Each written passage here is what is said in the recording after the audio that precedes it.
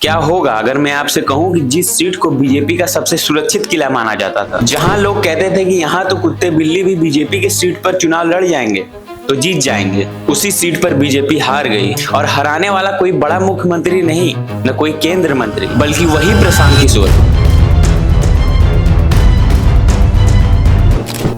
जिनका कुछ महीने पहले पूरा बिहार मिलकर मजाक उड़ा रहा था। 243 सीटें लड़ी, लगभग सब हार गईं।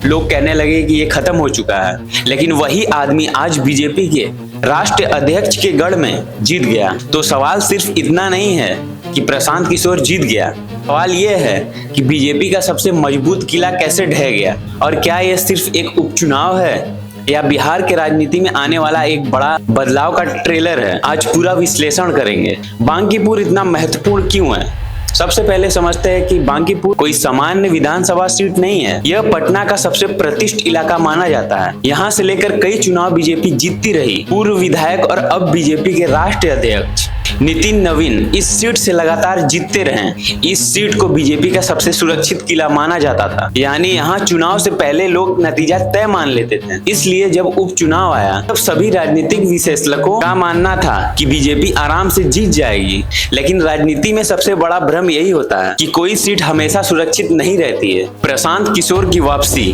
अब बात करते हैं प्रशांत किशोर की। कुछ समय पहले पूरा बिहार उनका मजाक उड़ा रहा था। कारण भी था, उन्होंने पूरे बिहार में पद यात्रा की, सैकड़ों सभा की, 243 सीटों पर चुनाव लड़ा, लेकिन नतीजा बेहद खराब रहा। सोशल मीडिया पे भी काफी मीम्स बने। लोग कहने लगे कि दूसरों को चुनाव जिताने वाला खुद चुनाव नहीं जीत सका।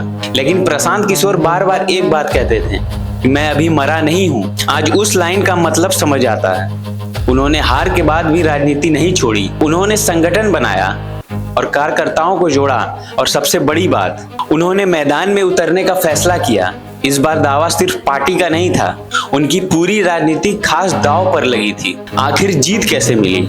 अब सबसे बड़ा सवाल यह है कि पीके जीते कैसे? इनके पीछे 3 बड़े कारण दिखाई देते हैं। पहला कारण, इस बार खुद प्रशांत किशोर लड़ रहे थे। मतदाता को लगा कि जो आदमी खुद मैदान में उतर रहा है वो जिम्मेदारी भी लेगा। दूसरा कारण, उन्होंने आसान सीट नहीं चुनी, उन्होंने बीजेपी के सबसे मजबूत गढ़ को चुनौती दी। अगर हारते तो लोग कहते कि गढ़ था, लेकिन जीत गए। यही राजनीति रणनीति थी। तीसरा कारण, इस बार उनका प्रचार पहले जैसा नहीं था।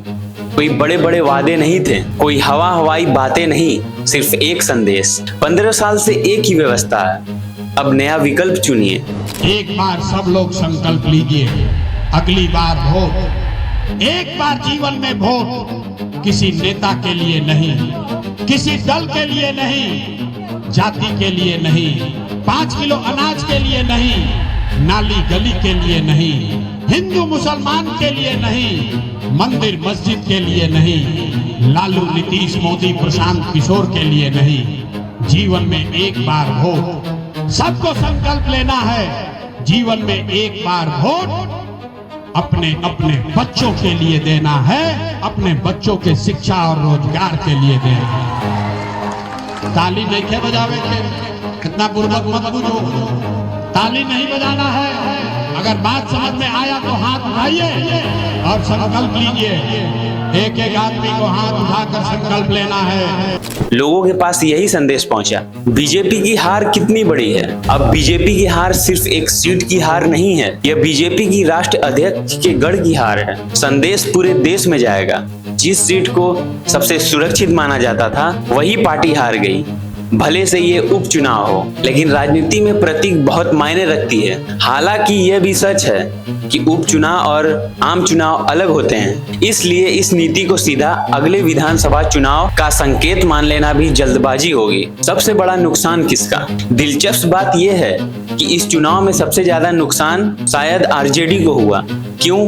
क्योंकि अगर बीजेपी का वोट कम हुआ तो उनका फायदा आरजेडी को होना चाहिए, लेकिन जनता ने विकल्प के रूप में प्रशांत किशोर को चुना। लेकिन बिहार के राजनीति में अब 2 नहीं बल्कि 3 चेहरे दिखाई देने लगे हैं। यही बात आने वाले चुनाव को और दिलचस्प बना सकती है। एक बात राजनीति हमेशा सिखाती है, कोई किला हमेशा के लिए मजबूत नहीं होता, कोई नेता हमेशा के लिए अजय नहीं होता, और कोई हार हमेशा के लिए नहीं होती। कुछ महीने पहले जिस प्रशांत किशोर का मजाक उड़ाया जा रहा था, आज वही पूरे देश की राजनीतिक चर्चे के केंद्र में है। लेकिन याद रखिए, ये सिर्फ एक उपचुनाव है। असली परीक्षा बिहार विधानसभा चुनाव में होगी। तब पता चलेगा कि ये जीत एक शुरुआत थी या सिर्फ एक राजनीतिक सरप्राइज।